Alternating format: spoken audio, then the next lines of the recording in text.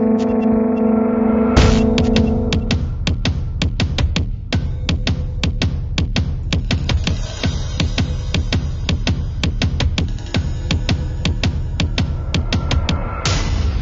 are creating already a very strong movement. Innovation is a keyword nowadays. Very important. Promising. I was very impressed. It will be very difficult to find the winner.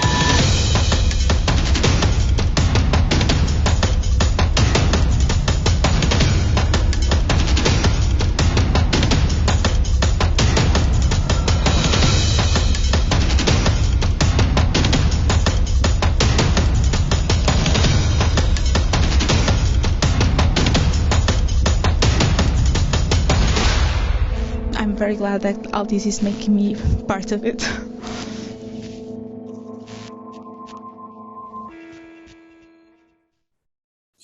Hi, everyone. Together with Altice Labs, we will talk about productization today. The importance of going from lab to market and the whole journey it entails. We will have three special guests today who will bring us their product testimonials and find out more about their main difficulties and how they encounter them and how they were able to surpass them. This is not an impossible mission. And you can also be the winner of the next edition of the Altice International Award.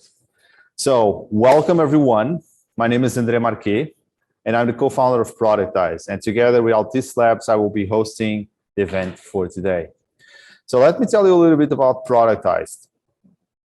Productized is an innovation consulting company, and we offer workshops, courses, and coaching in order to improve the relationship between people and their organizations to build better digital products.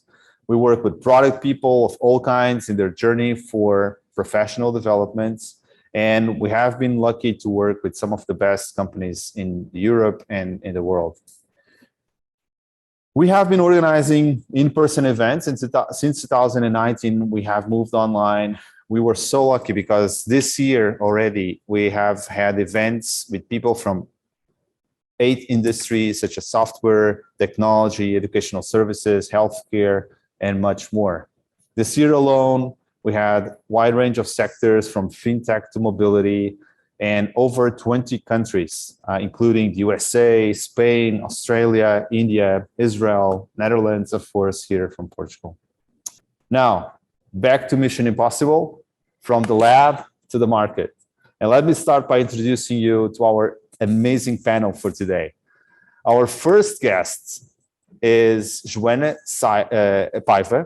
She's the CTO and co-founder of I-Lof, an Oxford-based startup with Portuguese DNA. So lots of Portuguese DNA for Oxford-based startup. Joana has been working to enable a new era of personalized medicine by using AI and photonics to build a cloud-based library of diseases, biomarkers, and biological profiles. She's also the inventor of 5 patents and an accomplished scientist. In 2019, she won the Startup Award of the Altice International Innovation Awards. Our second guest is Inês Rito Lima. She is a biomedical engineer, has been specializing in applied data science, machine learning, and explainable artificial intelligence. She's also been working on autonomous vehicles for their safety procedures, and she's currently enrolled in a PhD program in computer science. She's the winner of the Academy Award of 2019 of the Altice International Innovation Awards for her work teaching autonomous cars how to drive like a professional racer. And last but not the least, for sure, my colleague and friend here from Enter and our guest panel as well, Tiago Reis is the founder and CEO of Matter Dynamics. Tiago holds a PhD by Nova University of Lisbon and the Massachusetts Institute of Technology in Bioengineering Systems. Tiago's expertise relies mostly on microelectronics and data science with a specialization in natural user interfaces. And Tiago is the winner of the very first Startup Award of 2017 of the Altice International Innovation Award. So about IAP, and before we begin, I would like to introduce you to the Altice Innovation International Award.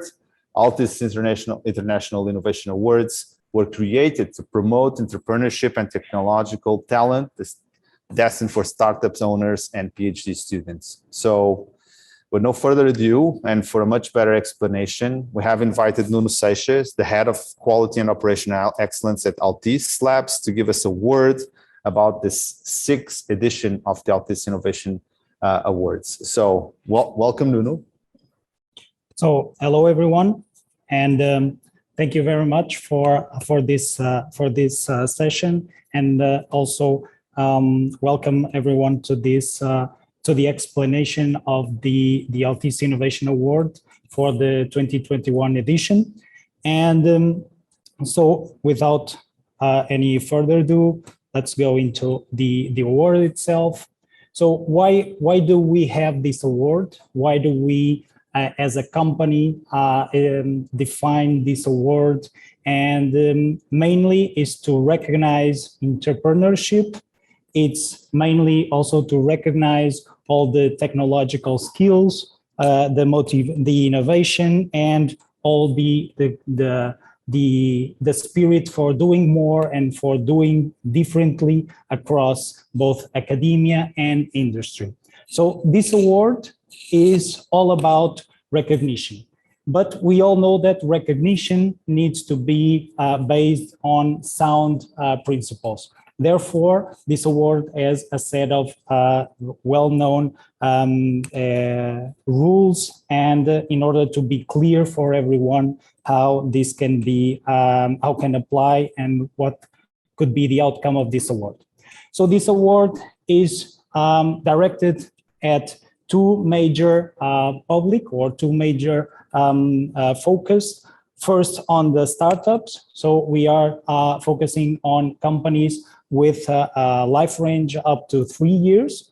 And for this purpose, for the startup world, the price is 50,000 euro amount, and also the possibility of defining and working with us, building a proof of concept so that you can show the real effect and the real value for the idea that you are proposing. For the academia purpose and for the academia focus, we have the students for master or PhD mainly with his thesis for a price of 20,000 euro. So also, it's important to understand that this prize, this award, it's not just based on technological principles, and it's not just focused on being able to recognize the technological skills, but also in order to be able to integrate other worries, other needs. So because of this year, we have an agreement with Altice Fundação, the branch from Altice, which worries and works on the social responsibility and working the inclusion programs. So for that, we also have a special prize money for projects that can incorporate the development of new solutions. And these new solutions can be mobile applications, can be online platforms, but these special solutions need to address a specific inclusion needs or inclusion problems. So the idea is that you can develop ideas that will include a different community of people, both with disabilities or with any other needs, by using telecommunications technologies. So the bottom line of this special prize is for new ideas that can demonstrate how we can use technology, how we can use communication technologies for making sure that we have a more inclusive world and a more healthy world for everyone. And what kind of technologies are we looking for? Mainly, we can say that we are looking for every technology. Okay, so technology should not be a restriction. So if you are somehow thinking in applying to this price, and you are having some doubts if the technology can be applied to this price, don't have those doubts, okay?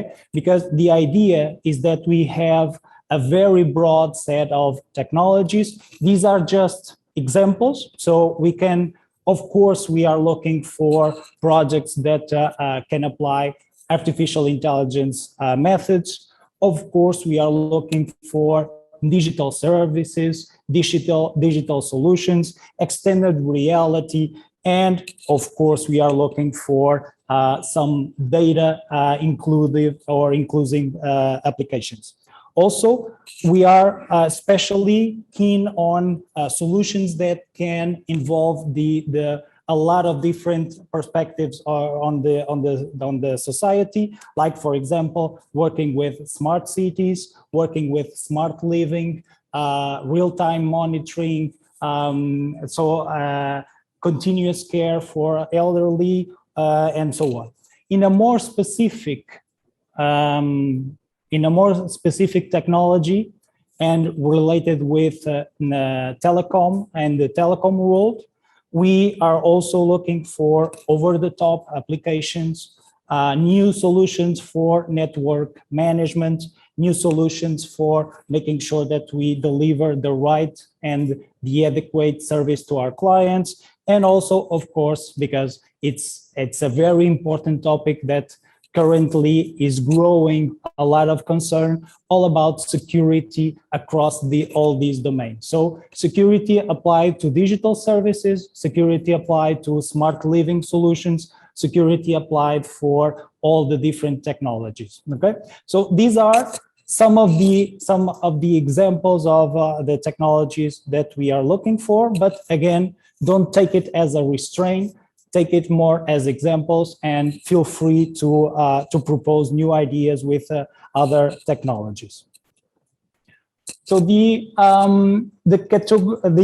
evaluation criteria, as I mentioned before, it's important for us that this prize has a very clear evaluation model. So the evaluation criteria are open, and for the startup category, we are distributing the evaluation across these three major parameters.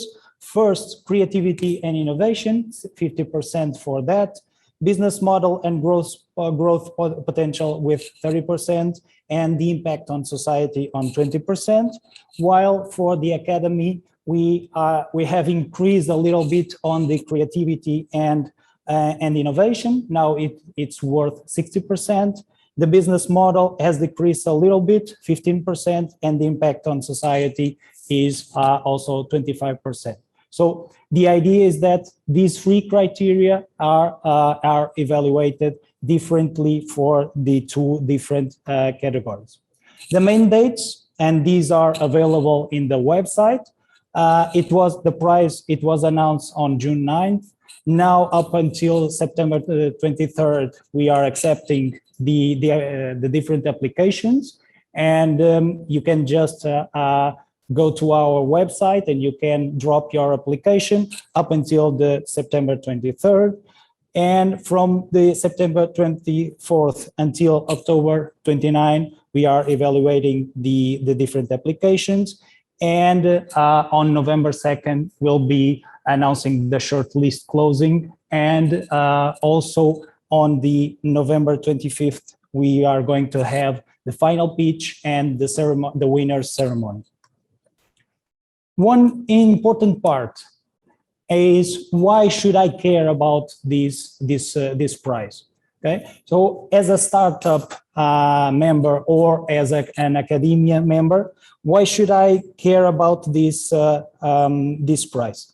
First of all, because we are working with the cutting edge communication technology. So at Altice Labs and at the Altice group as a whole, we are looking for these ideas and solutions that work across these technologies: 5G, 5G is the current hot new item for the technology, the network communication.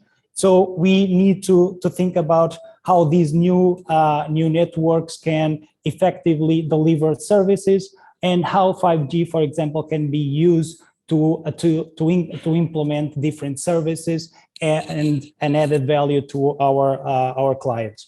Also, the software-defined networks, it's something that it's growing also, and mostly because of the 5G.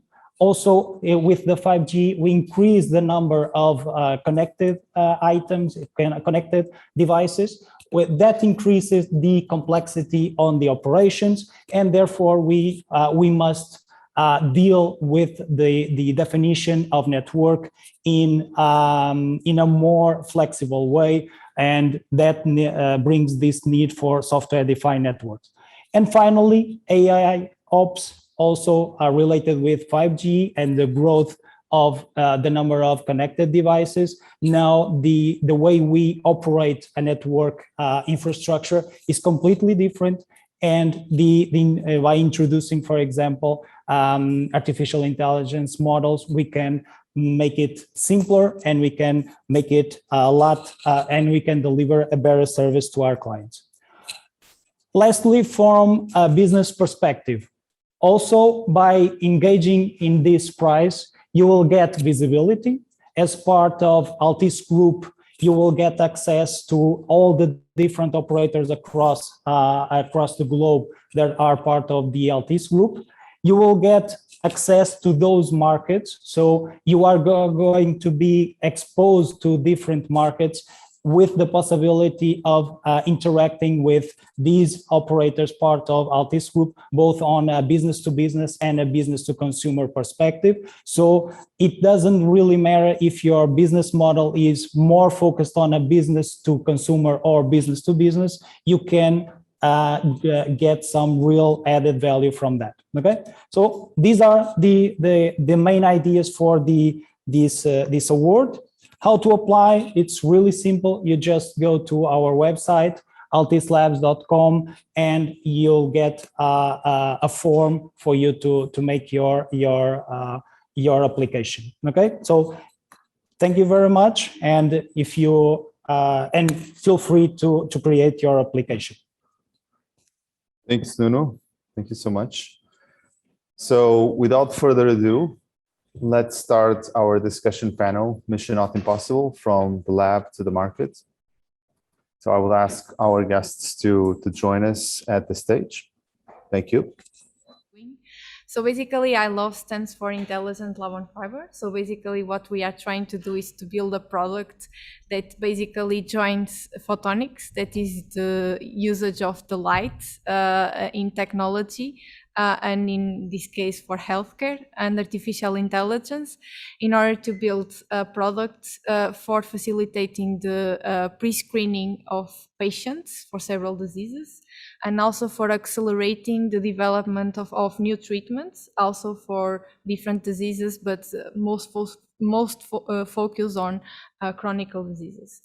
So how this technology works? So basically, we obtain an optical fingerprint that is a laser light is guided through an optical fiber. So the optical fibers that we use in our homes in order to connect to for the internet access, but having access to the properties of the interaction of the light with the small molecules that we found in blood samples that we collect from patients, we can have an optical fingerprint that represents the health state of the patient and at that moment. And what we are trying to do is create that patterns that we can correlate with specific disease outcomes and clinical outcomes, as for example, in specific for Alzheimer's disease. So we are creating digital cloud-based fingerprints of several diseases.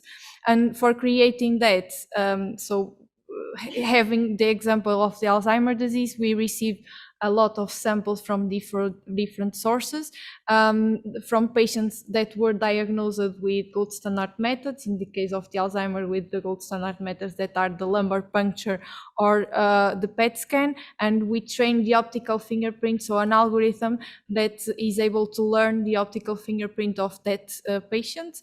And then we also trained the AI model to be able to differentiate that pattern from control subjects. Then this model will be able to, in a real environment, in a clinical setting, to differentiate using a blood sample, very quick, very rapid, the profile of the patient.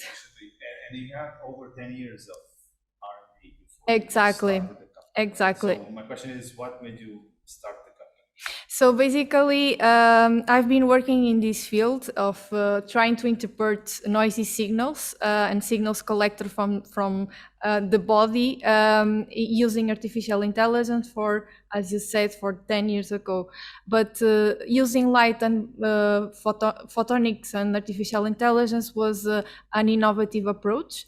And we started to have I started to have the first results during my PhD in a first validation proof case in the cancer stage, where I was able to predict, for example, the probability of metastasization of a cancer using the optical fingerprint. But then I was not convinced to have this on a shelf, and I was very interested to put this in the market side.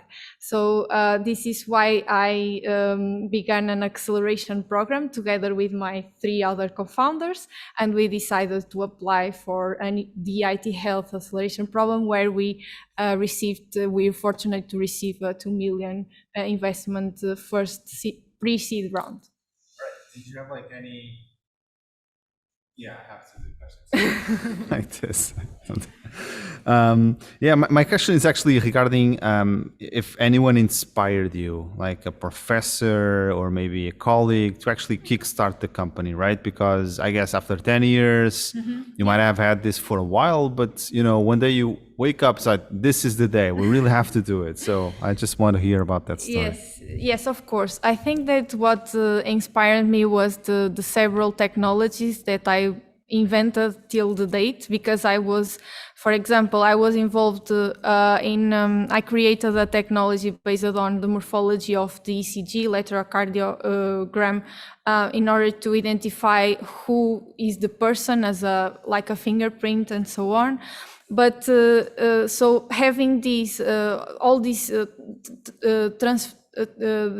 so the transformation of technology in the science side to the market, it is very difficult when you are in the academia. So when I looked for the I-Lof technology, I decided, so that is the moment where I have to try to rush up this from the science part to the market, because it could end up in a shelf, and it must have a significant impact in the society, given the difficulty to recruit patients for a clinical trial.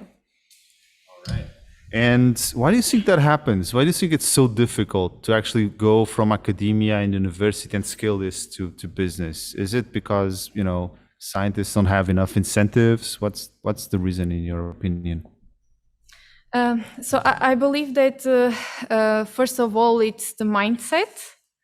It's quite difficult to think about first in a technology that goes from the science part to the market, because when you grow professionally as a scientist, it's difficult to think about, okay, so this is very interesting from the science point of view, but I have to think about the impact. So I have to make the math in order to see if it has a real impact in terms of economical value for the society. So this mindset, I think that has to be changed in the academia, because of course science has to evolve, but has to evolve also with the impact in the economic value in order to bring some kind of evolution for the society as well. Tiago, I think you have kind of a very interesting story as well. So I'm actually going to do the same question, which I just did here to Joanna. But tell us a little bit about matter dynamics for people that don't follow the company. Okay, so I am Thiago, I'm the CEO of Matter Dynamics, and Matter Dynamics does something that is very simple to do, which is converting non-electronic objects into smart units. By non-electronic, I mean things such as chairs, pallets, boxes, you name it. And by smart, we mean that with our technology that we put on those objects, we can actually retrieve data from the environment. And that data can be processed on the object itself. And of course, with that data, you can support like business operations, create new UX models for the consumers. And the vision is very simple because any product that you think of, fruit in agricultural field, maybe a pharmaceutical, the only thing that has in common across all supply chain is the package. So we try to use the packaging and these non-electronic objects that appear in supply chain as an active asset that can replace operations, that can give you data to optimize your warehouse. And the concept here is that if you have data, if you can monitor, of course, you can do better decisions. And if you can do it in real time, even better. All right. I know this is a little bit old school. Sounds like radio in the good old days. But what is? I know you have very strong opinions on why is it difficult to scale and go from academia to business. Can you tell us a little bit about those opinions? Being very honest, I think the major problem today is the mindset. So we are training people, PhD students that should start a PhD around 22, 23, will end maybe at 26. And they are being trained just to publish papers, okay? A paper is a piece of work that you have. It has 8, 10 pages, and your objective is to produce as many reports as you can on that paper. But one thing is actually having a paper, the other thing is creating value for society. So one of the best journals that you can get papers from, it's Nature, a very high impact factor, which means a very good journal, but myself as a consumer or a member of society, I can download that paper for around 30 euros only, just one PDF file. A PhD student costs to the government around 1,000 euros per month. So we are actually incentivizing people to do PhDs only to produce data that only produces 30 years of value to the magazines, to the journals, but we are not putting back the value to the companies and in your economic sector, for example. So one thing that puzzles me a lot is computer science, because you see these amazing papers, these mathematical models, very, very good, very, very detailed, but there is no library to them. So myself, as an entrepreneur, I need to understand their data. I need to convert to the library. And of course, at the end, I will sell it. So I am making money from their knowledge, and the thing should be around. They should produce value to bring money for the science and keep continuing investing on science and technology. All right. So, yeah, I told you guys he had opinions on this, but yeah, so regarding what you just said, so you see the business model of how academia is set up nowadays, and we're kind of detouring a little bit from what we talked before, but it's not working because, you know, they're producing the science and someone is going there and actually making money out of it. Is that what you're saying? Yeah, totally.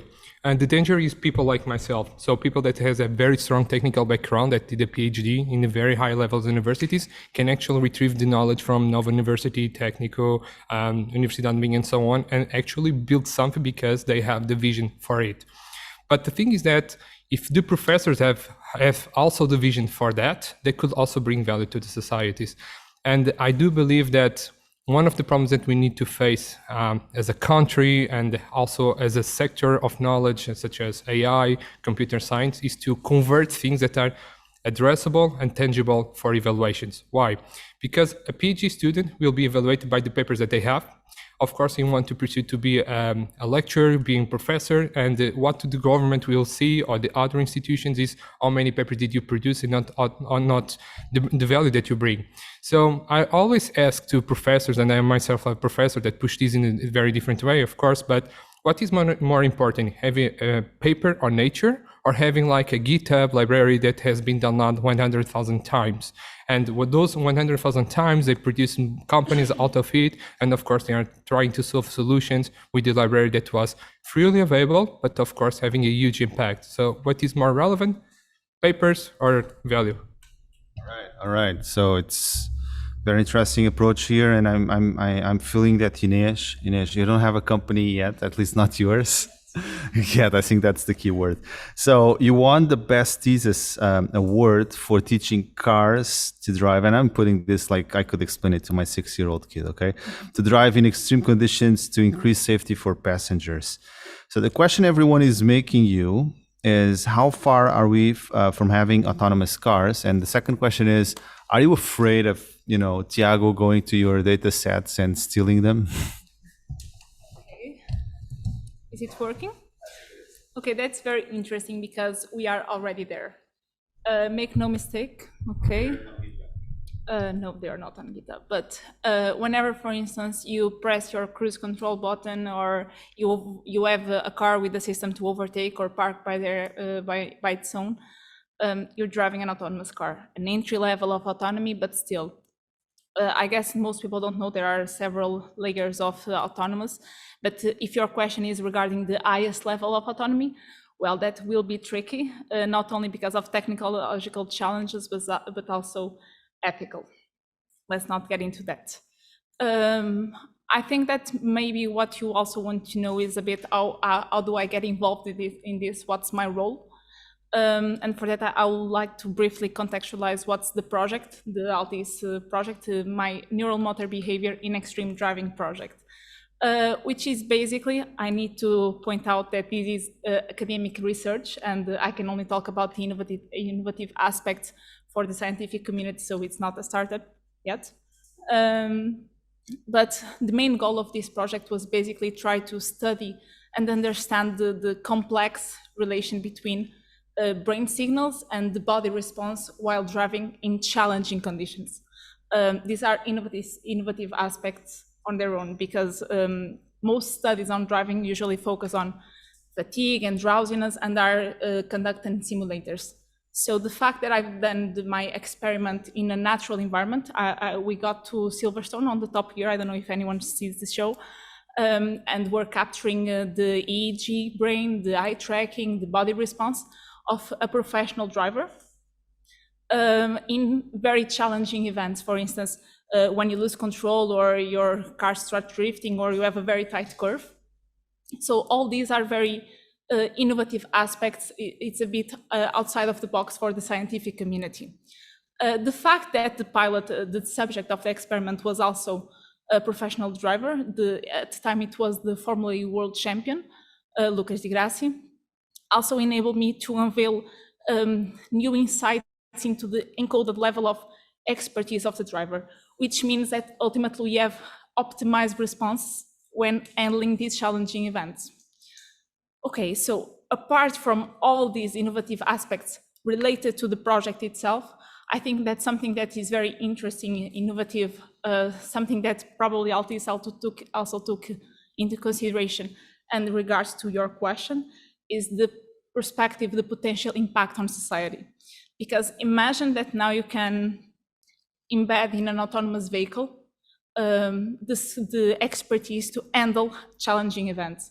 Because like currently we have somewhat kind of autonomous cars, and they can recognize the street signs, the lines, they know maneuvers as overtake and park, sure, but they are trained to handle these, let's call it mainstream tasks.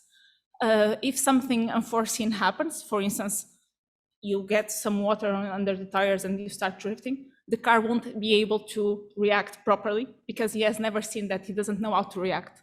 So the idea here, and that's what I hope to be my contribution for autonomous vehicles, higher levels of autonomous vehicles, is basically to try to embed in the autonomous cars algorithms and safety procedures the capability of optimally responding to these challenging events. I think that will tremendously basically increase the safety and reliability of the cars, and will also help with the ethical issues, in my opinion. Yeah. So the question also relates to monetization, right? Because you developed all those data sets and you arguably improved how autonomous cars drive in extreme conditions. But aren't you afraid that Tesla is just going to read your papers and say, "Oh, this is cool. Okay, let's just copy and incorporate this in our cars," and at the end of the day, you get maybe zero out of that, financially, of course. So, or maybe not even financial, not even recognition or anything like that. So I think that's what Tiago was telling, right? Is that the monetization cycle is kind of broken. So I'd like to hear you wouldn't be pissed off. Well, and I also forgot the question about Tiago stealing my data sets. Anyway, I'm not particularly concerned about Tesla or so, because to be honest, they are contributing as well. They are doing their part. They have, I don't know how many thousands of miles they may have recorded of mainstream data, meaning that they do not, actually have the type of information, the type of data set that I intend to create. And let's be very practical. There's a lot of value, and the data sets are worth a lot currently. So I think that, okay, above all, I have a very cool idea of what could be very interesting and contribute to autonomous cars. And by the time I say to Tesla, I'll already have them, so I could already be doing something meaningful with them. And I wouldn't mind a partnership. Regarding Tiago stealing my data sets, I also agree that having a lot of information on GitHub or so, it's very interesting and important. At some point, if you want to discuss science, I'm always open to that. But I think that if I create a data set and if I make it public, which is not that common at this point because, again, they are worth money, I think that I'll be doing my part, and eventually other people can try to engage and do their research on those data sets, and eventually I'll do the first step. I'll collect data, I'll propose a pipeline, and eventually like the scientific community will engage, and that will push the whatever algorithm, whatever system gets out of this further. Yes, big money involved. And I also publish on Nature, and I think that I contributed for the scientific society. Okay. All right. So regarding contribution for society, you have to be, in a way, at least in Portugal, let's be honest, by all standards, you are an excellent student, Inês. And when we were talking just before this, you told me that mathematics should not be the bogeyman, but for that, kids cannot miss the votes. However, we live in a country where we have the highest dropout rate of upper secondary in Europe, and only 50% of students keep on learning STEAM at age 14. So that means that 50% students actually go on learning other topics, and they stop learning math and science. And this is according to the Ministry of Education website that we checked today. So if you were Minister of Education, what would you do to change things? If you actually think that we should change them. That's a very tricky question, okay? Honestly, you mentioned mathematics, and that it just annoys me because I think it's such a boogeyman, but it's like society's fault, to be honest. For me personally, because I have a very mathematical and logical brain, mathematics was never a problem. What I think that makes it a problem for most people is everyone has like a friend or a cousin or a family member or something that says, "Oh, how you're doing? Oh, mathematics are awful." So you get the mindset as a young kid that mathematics will be awful. And as you grow, okay, I don't get it. And it's like a snowball effect. So if you lose the beginning, you're lost. There's no chance because things evolve. So if I was the Minister of Education, was that the option? I would. That's the only option. I would definitely make sure that the early age students, like first to fourth class or something, would have a very strong basis of mathematics. I think that's the approach. I like to hear Tiago's end as well. You want to be first?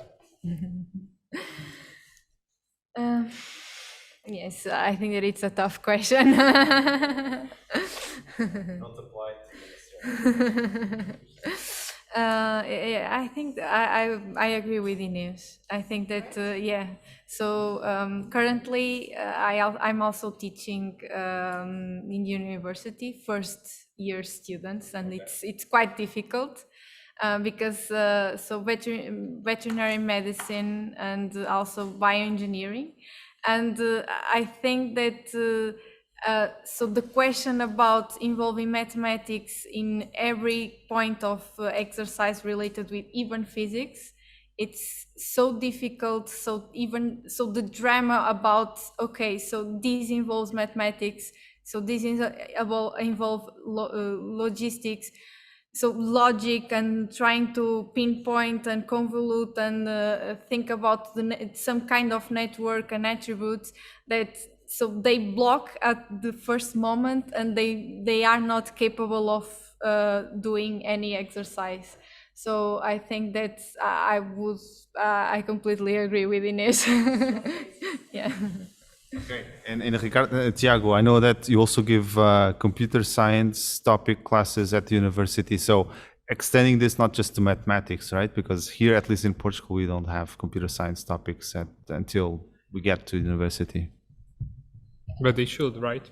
So You are the Ministry of Education. You can do whatever you want. So the first thing, I don't steal people. I inspire in their ideas, and I improve. And every single paper that you find from a scientific background, they are comparing themselves with somebody else. So we are trying to push forward, and if I can do as a company, better. The second thing is that if you're a minister, the problem is that people only think on a tangible world. So when you start teaching mathematics to kids, you say, this is an apple, this is 2 apples, how many apples do you have? And of course you can do that. And you need to do that when you are 5 years old, 6 years old, 7 years old. But the problem is that, and you see the data, that when you start to having like letters instead of numbers, equations instead of phrases, that is the bug that you need to solve in our education system.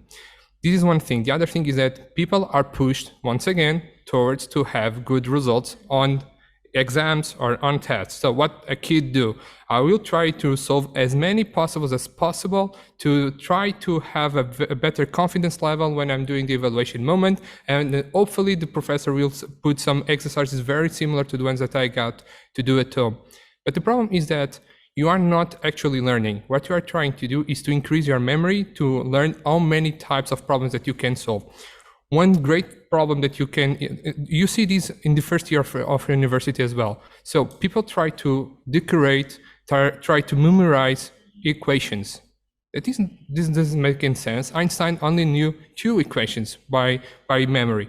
So they need to understand. So when you have things such as an education that is based on real objects, you are not pursuing a life of knowledge that is more abstract. And mathematics at a point is just an abstract concept, and you need to understand that. Because if I say a chair, you know what is a chair. But if I say, let's deal with objects, you start, well, what object?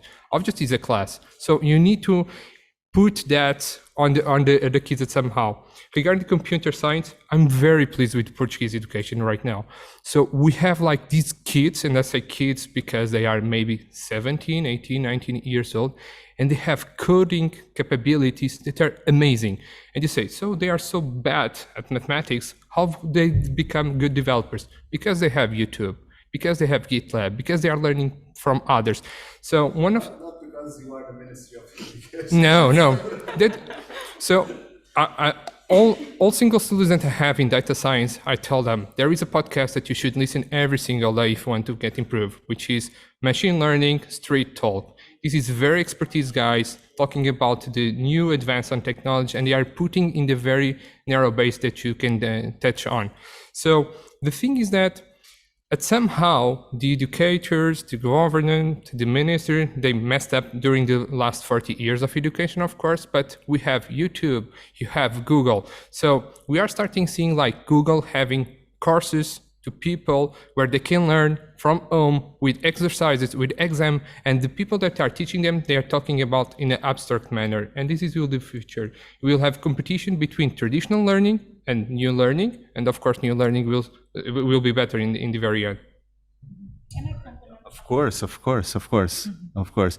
Don't forget what you're going to say, but let me just take the segue here to a topic which is also impactful in terms of society, Inês, which is, and again, according to a recent statistic from the Portuguese Women in Tech, only 15%, 15, right, of overall engineering students are women in Portugal.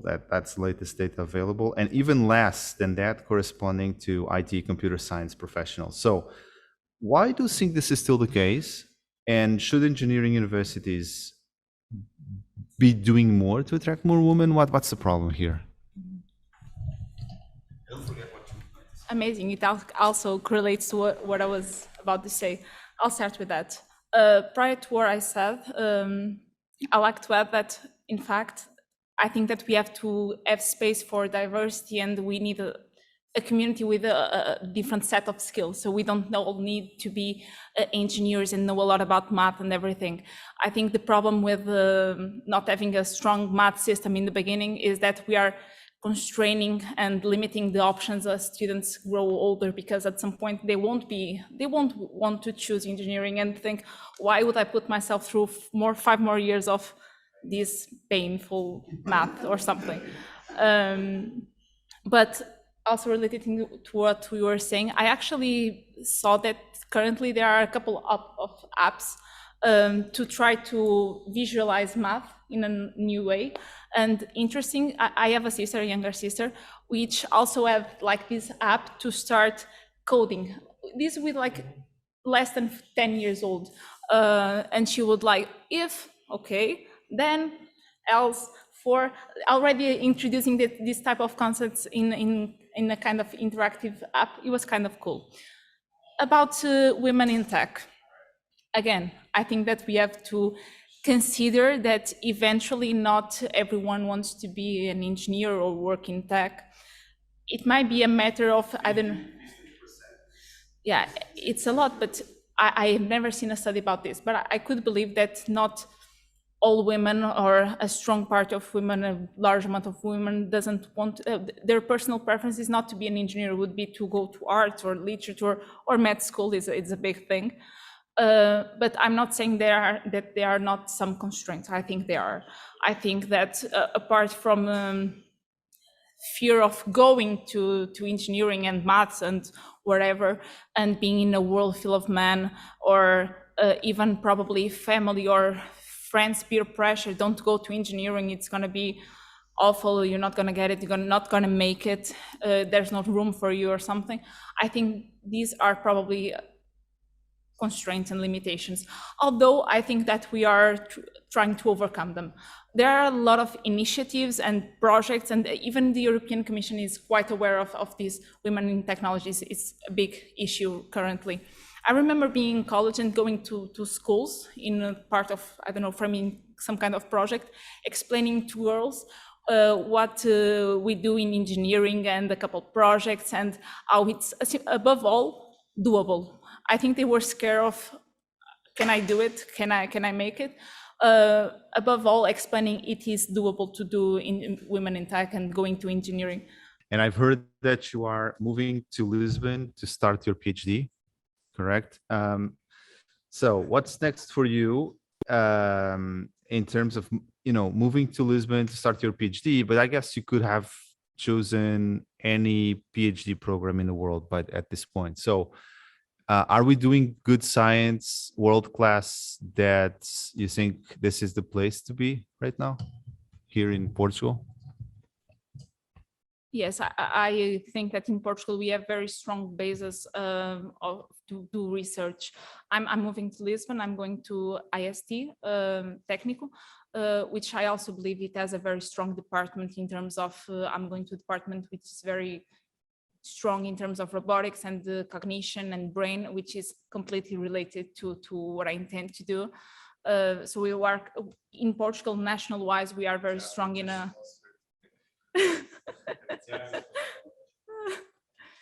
sorry. I lost what I was saying. Sorry. Talking about being world-class and technical. Yeah. What is the research department that you do? Robotics, cognition, brain and cognition. Yeah. The thing is, I'm very keen on strategy, so it's also very important for me to try to link all the pieces of, let's put it like this, chess board. So this enables me to work as a innovation manager, enables me to strengthen my technological background, so that I can be evolving in all fronts in terms of personal level, academic level, career level. Okay, and it's good that you don't have to actually leave the country to pursue your academic studies. So, Tiago, matter dynamics, are you bullish for 2022? And you know, I know that you guys have also been impacted like everyone else by the economic cycle. You had an established company for a few years. So are you bullish about next year? And specifically about 5G, which is expected to roll out this year or later this year, at least here in Portugal. Is this going to impact your business? Any plans? Okay, so in first hand, we will start, we will have a spin-off in Brazil. Actually, we start during the beginning of this year, having like a commercial agreement with a company over there. And we figure out due to the metrics that we are achieving that we should start a spin-off of Matter Dynamics in Brazil. This will be by the end of the year. Regarding 5G, I'm eagering for 5G. I can do a lot of things, but I don't have the infrastructure for that. And I say when I can do a lot of things is that there are a lot of problems that Matter Dynamics cannot solve yet because we don't have the infrastructure for it. So I do not understand what is happening with 5G, but I can tell you that people need to be better in solving these kind of issues. I don't know if the problem is from the telecoms, of the government, but there are companies that are starting to feel the pain of it. Why? Because we are in a global world. The pandemic bring us like the very close idea that I'm competing with companies in Spain, and companies in Spain are no longer in just this region on space, which is Spain. They are also in Portugal. And when you are working with IT and when you are working with cloud computing and so on, you need to have infrastructure to at least give a fighting chance to the Portuguese companies. I don't believe anymore that we are targeting just for a company in Portugal should not target just for Portuguese market, especially in the IT sector. They need to put their technology in different aspects of the world. But having 5G in Portugal will help us a lot to start to deploying some libraries, algorithms, and so on that we really need to do it because we need to start as soon as possible because there are other countries that are doing already. So the fact that we don't have 5G in Portugal is actually hampering innovation.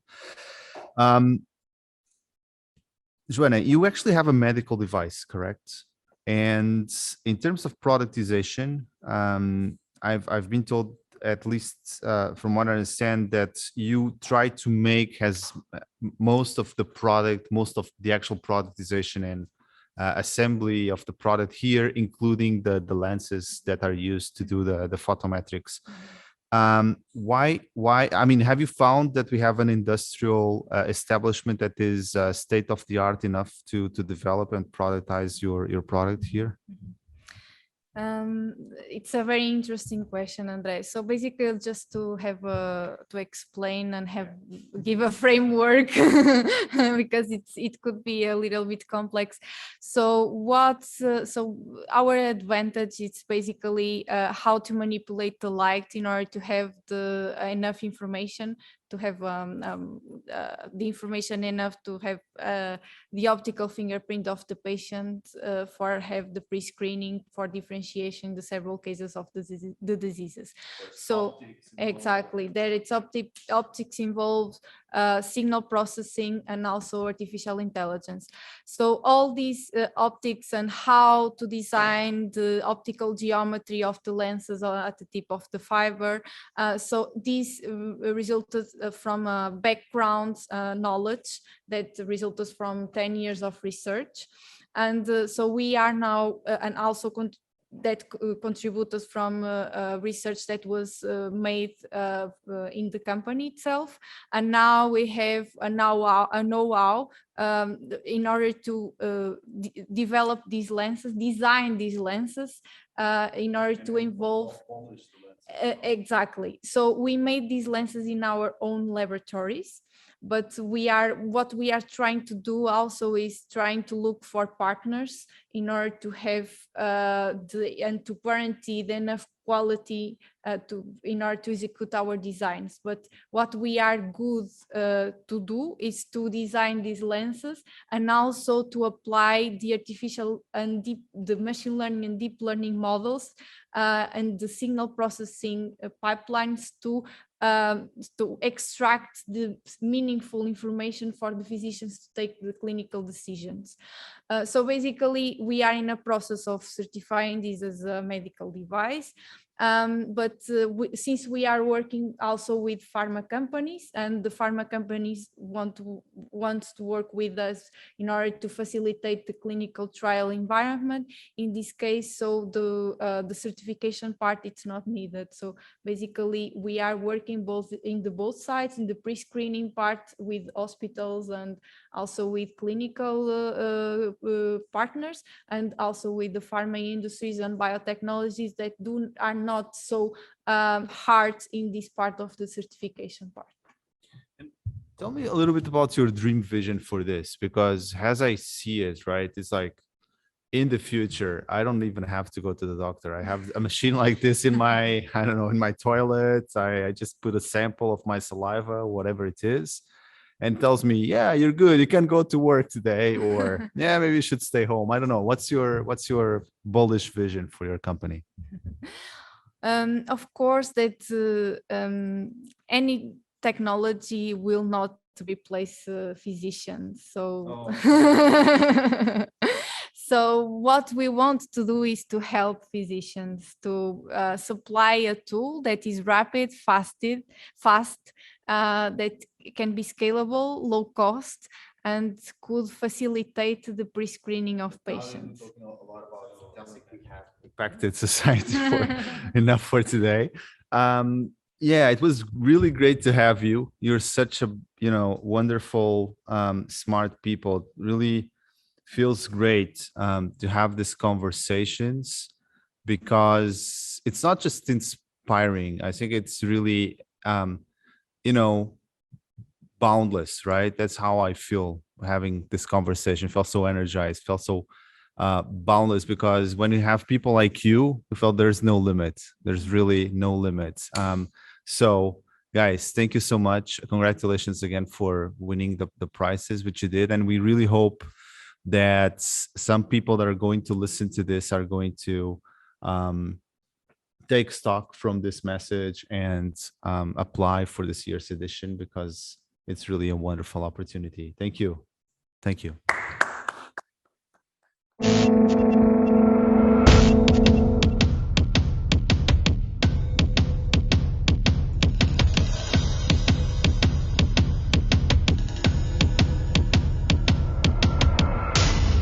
We are creating already a very strong movement. Innovation is a keyword nowadays. Very important, promising. I was very impressed. It will be very difficult to find the winner.